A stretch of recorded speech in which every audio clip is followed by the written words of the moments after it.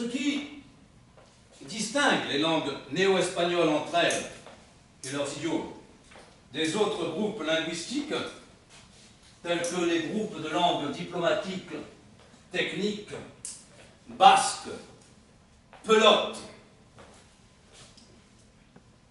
Vous pouvez prendre note, mademoiselle. Monsieur.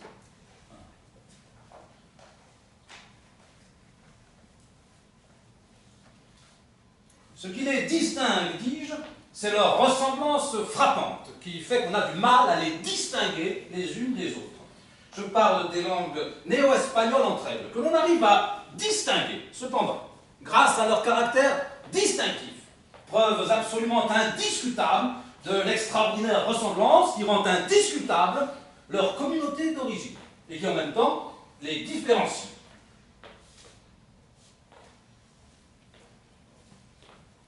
Par le maintien des traits distinctifs dont je viens de parler. Oui, monsieur. Mais ne nous attardons pas dans des généralités. Oh, monsieur. Cela a l'air de vous intéresser. Oh, oui, monsieur. Tant mieux. Tant mieux. Nous y reviendrons plus tard. À moins que ce ne soit plus du tout. Qui pourrait le dire? Nous ne pouvons être sûrs de rien, monsieur, en ce monde. Toute langue, mademoiselle, sachez-le, souvenez-vous-en, jusqu'à l'heure de votre mort. Oui, monsieur, jusqu'à l'heure de ma mort. Oui, monsieur. Et ceci est encore un principe fondamental. Toute langue n'est en somme qu'un Langage. et qui donc se constitue principalement de Son. ou. Phonème. J'allais vous le dire. N'étalez donc pas votre savoir, écoutez plutôt. Les sons, mademoiselle, doivent être saisis au vol par les airs, pour qu'ils ne tombent pas dans les oreilles des sourds.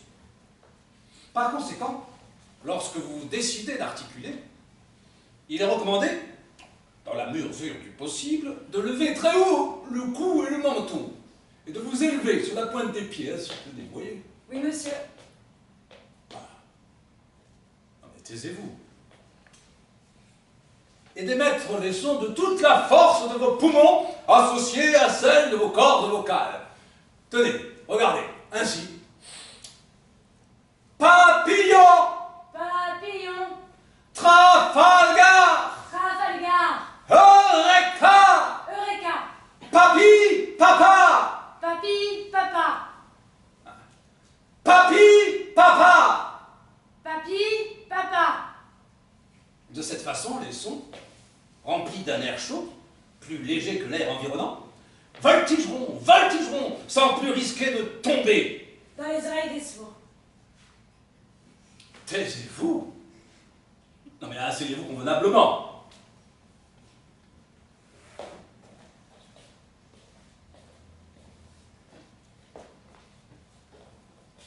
Et n'interrompez pas.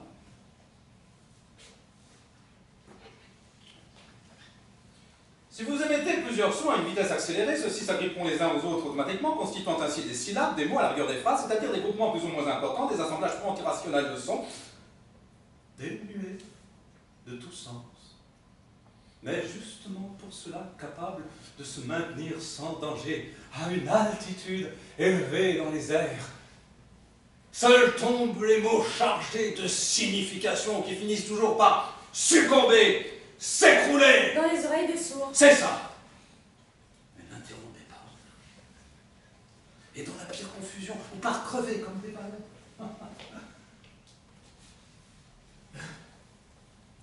J'attire au passage votre attention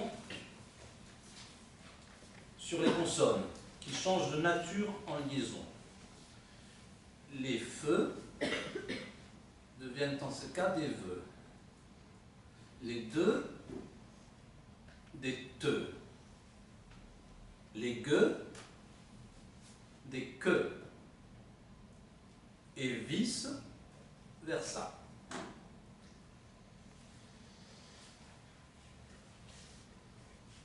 Comme dans les exemples que je vous signale. 3 heures. 3 heures. Les enfants. Les enfants.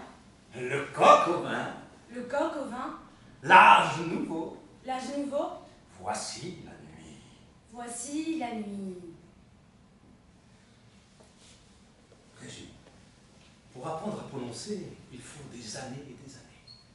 Grâce à la science, nous pouvons y arriver en quelques minutes. Pour faire donc sortir les mots, les sons et tout ce que vous voudrez, sachez qu'il faut chasser l'air des poumons. Et ensuite, le faire délicatement passer en les effleurant sur les cordes vocales qui soudain, comme des harpes ou des feuillages sous le vent, frémissent, s'agitent, vibrent, ou grasseignent, ou chuintent, ou se froissent, ou sifflent, mettant tout en mouvement. Langue, luette, palais, dents, lèvres. Finalement, les mots sortent par le nez, la bouche, les oreilles, les pores, entraînant avec eux tous les organes que nous avons nommés, déracinés dans un envol puissant, majestueux, qui n'est autre que ce que l'on appelle improprement La voix. chut, se modulant en chant, se transformant en un terrible orage symphonique, avec tout un cortège des airs de fleurs les plus variés, d'artifices sonores, labiales, dentales, occlusives, palatales ou autres. Oh.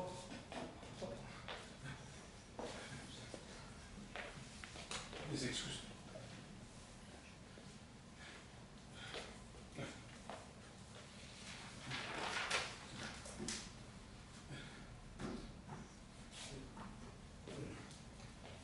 Quant aux langues néo-espagnoles entre elles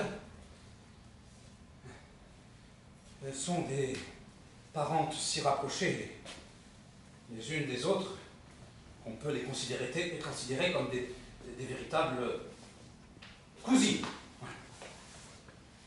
Véritables cousines. Elles ont d'ailleurs la même mère.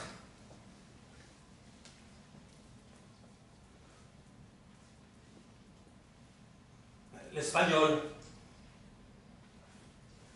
E. Avec un E. Muet. C'est pourquoi il est si difficile de les distinguer l'une des autres. C'est pourquoi il est si utile de bien prononcer et d'éviter les défauts de prononciation. La prononciation, à elle seule, vaut tout un langage. Une mauvaise prononciation peut vous jouer des tours.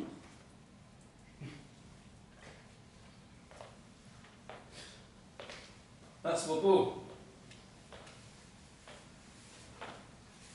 permettez-moi, entre parenthèses, de vous faire part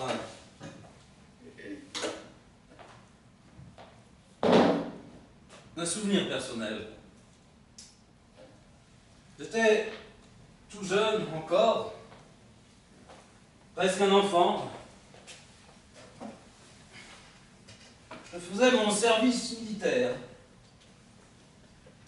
J'avais au régiment un camarade, vicomte, qui avait un défaut de prononciation assez grave. Ainsi, il ne pouvait pas prononcer la lettre F. Au lieu de F, il disait F. Ainsi, au lieu de Fontaine, je ne boirai pas de ton eau, il disait Fontaine, je ne boirai pas de ton eau. Il prononçait fille au lieu de fille.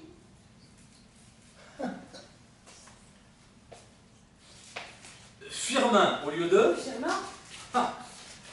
Fayot au lieu de Fayot. Fichez-moi la paix au lieu de Fichez-moi la paix. Philippe au lieu de Philippe. Victoire au lieu de Victoire. Février au lieu de Février. Mars, Avril. mai, Juin. Gérard de Nerval, et non pas comme cela est correct. Gérard de Nerval. Ah non. Mirabeau au lieu de Mirabeau. etc. Au lieu de etc. Et ainsi de suite. Etc. Au lieu de etc. Et ainsi de suite. Etc. Au lieu de etc. Et ainsi de suite. Seulement, il avait la chance de pouvoir si bien cacher son défaut grâce à des sapots que l'on ne s'en apercevait pas.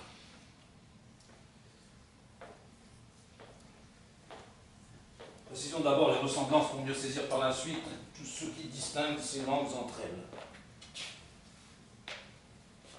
Les différences ne sont guère saisissables aux personnes non averties. Ah oui. Ainsi, tous les mots de toutes les langues sont toujours les mêmes. Dans toutes les langues, les mots veulent dire la même chose. Absolument. Comment serait-il autrement? De toute façon, vous avez toujours la même signification, la même composition, la même structure sonore pour tous les mots concevables dans toutes les langues. Car une même notion s'exprime par un seul mot. Un seul et même mot? Et c'est synonyme dans tous les pays. Comment dites-vous, par exemple, en français, les roses de ma grand-mère sont aussi jaunes que mon grand-père qui était asiatique? En français? En français. Eh bien, on dirait en français, je crois, les roses de ma grand-mère. Les roses de ma grand-mère sont aussi jaunes que mon grand-père qui était asiatique. Eh bien, on dirait en français, les roses de mon grand-père, de ma grand-mère. Comment dit-on grand-mère en français? Français. Grand-mère. Les roses de ma grand-mère sont aussi jaunes en français. Ça se dit jaune? Oui, évidemment. Sont aussi jaunes que mon grand-père quand il se mettait en colère. Non. Qui était Asiatique. C'est ça. Traduisez à présent la même phrase en espagnol, puis en néo-espagnol. En espagnol, ce sera « Les roses de ma grand-mère sont aussi jaunes que mon grand-père qui était asiatique. » Non, c'est faux. Et en néo-espagnol, « Les roses de ma grand-mère sont aussi jaunes que mon grand-père. » C'est faux, c'est faux, c'est faux. Vous avez fait l'inverse. Vous avez pris l'espagnol pour du néo-espagnol et le néo-espagnol pour de l'espagnol.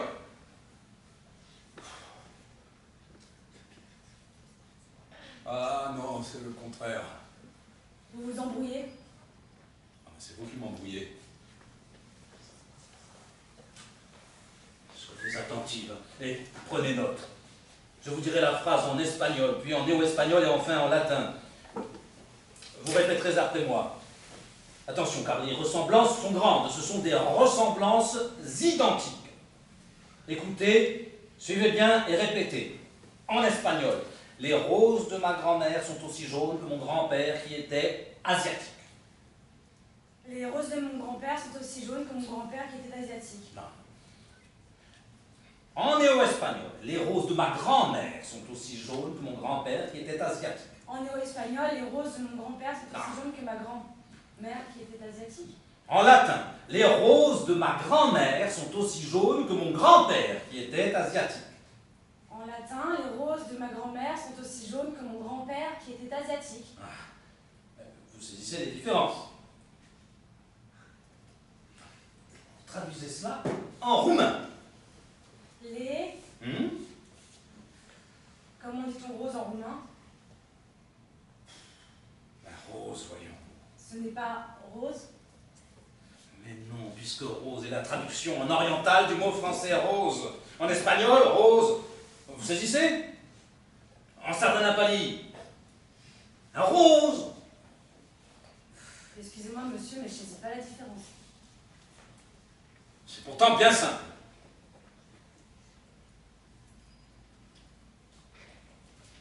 À condition d'avoir une certaine expérience. Une expérience technique et une pratique de ces diverses langues. Je vais tâcher de vous donner une clé. Ce qui différencie ces langues, ce ne sont ni les mots qui sont toujours les mêmes, ni la structure de la phrase qui est partout pareille, ni l'intonation qui ne présente pas de différence, ni le rythme du langage. Ce qui les différencie. Qu'avez-vous donc, mademoiselle? J'ai mal aux dents, monsieur.